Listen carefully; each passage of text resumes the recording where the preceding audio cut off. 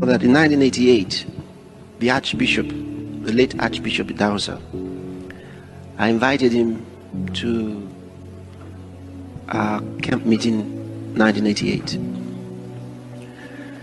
So he came, and the only reason I invited him, as much as I would have loved him to have been there anyway, but I saw a vision, and I saw him come into the meeting on that particular night. I believe it was a Friday night or so. Or it was a Friday night. I think it was Friday night, if it wasn't a Saturday, but I think it was Friday night. And so I saw the vision. I saw him walking in. So I began to pray and ask the Lord whether he was supposed to be there. And the Lord told me yes, he was supposed to be there. So it was an unusual thing. So I decided to invite him. We had actually asked his wife if she could come. We had sent her a letter just to maybe open it, or just pray on any of the days, really. And we're told that she traveled. So I wanted I looked at this, and since the Lord wanted him to be there, I thought, wow, it would take a miracle to get him to come. So because I had seen it and the Lord had confirmed that that's what he wanted, I thought, okay, that means I'll get a miracle.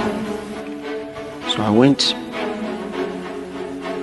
to his house and told him that of course I didn't tell him the vision. I just told him that I had a conference I was holding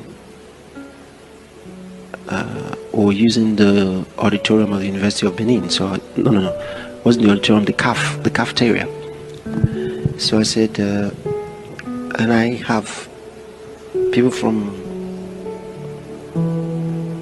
different parts of the country, most of them young people, and if you could come and just greet them.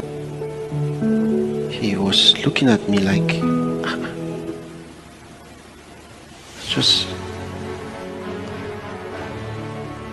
I made a very interesting statement, which I won't tell you today, it will be another day. But then he said, I'll come. Then he said, when do you want me to come? I said 7:30. He said, no, let me come by 8. I said, no sir, 7:30.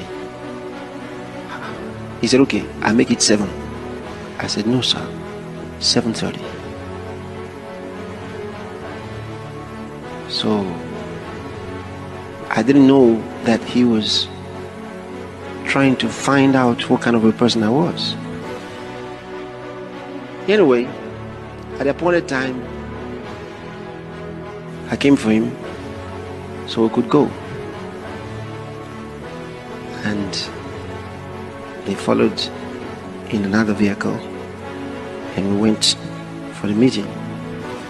When he came that night, which was an awesome night, he told the people, he said, many people say that when he and some others like him, when they're invited, they don't attend. He said the problem is many don't know how to invite us.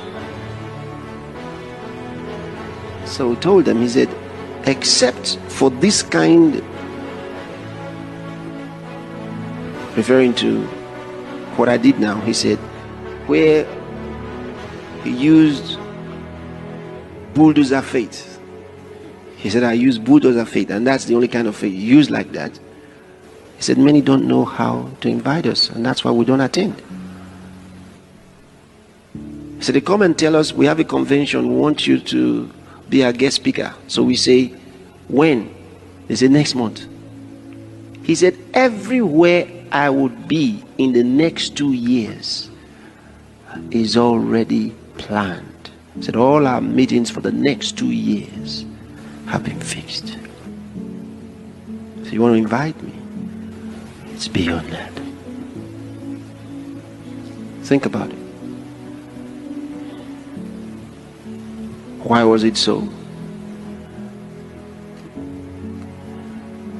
That's a culture. That was his personal culture. That's the way he was. And he told the people what happened between us. He told them, I wish I would play the tape for you one day. He told them, he said, I actually told Oyakhilome 7 o'clock. He said 7:30. I told him 8 o'clock. He said 7:30. Then he said, I like people who know what they're doing. You fix your heart on something. You know, why did I tell him 7:30? Because that's what I saw in the spirit. And I was going to keep to it.